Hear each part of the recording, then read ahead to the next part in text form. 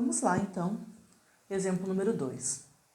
Então, neste exemplo, nós temos uma velha caixa d'água, né, sem tampa, e um bandido, ele atira nessa caixa d'água, abrindo um furo a uma distância h da superfície da água, e a gente quer saber qual a velocidade da água ao sair dessa caixa d'água, tá? Bom, para resolvermos essa questão, né, a gente tem que partir dessa relação, que é a relação de Bernoulli, certo? Então, o que vai acontecer? Bernoulli nos diz que tudo o que acontece no início, né, quando ela está lá em cima, sem o furo, é exatamente igual ao que acontece no fim, depois do furo. Então, o que a gente vai fazer é relacionar tudo o que acontece no início e o que acontece no fim, certo? Então, vai ficar, ó, o P no início, né, que é o nosso PO, né, mais 1/2 de ρ, velocidade no início, mais ρ vezes g vezes altura no início, é igual a tudo que acontece no fim. P no fim, 1/2 de ρ, V final, mais ρ vezes g vezes a altura final.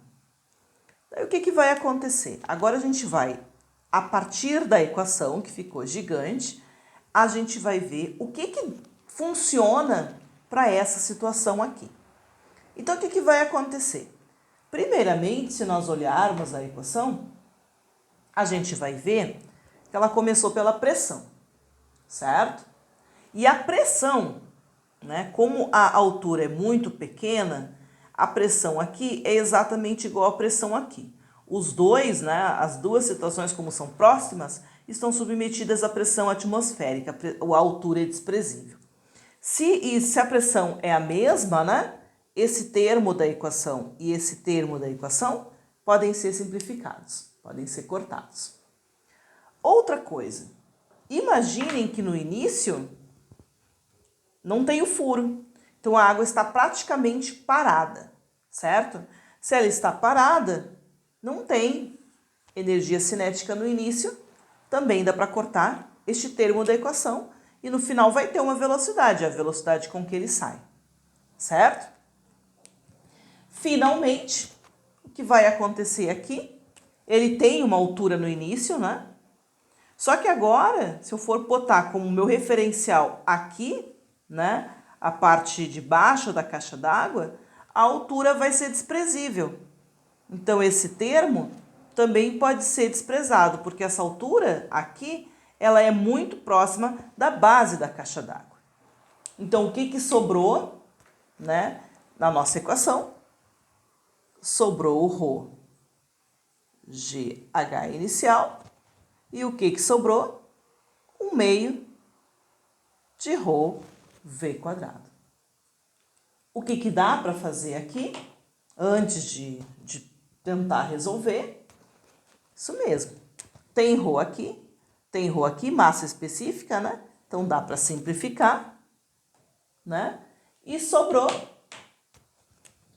que V, né, já botando aqui do lado certo, é igual, né, 1/2 de V, na realidade, né, passando o termo que a gente quer saber para o lado de cá, é igual a G vezes HO. Ou seja, a velocidade vai ser 2G H inicial raiz quadrada.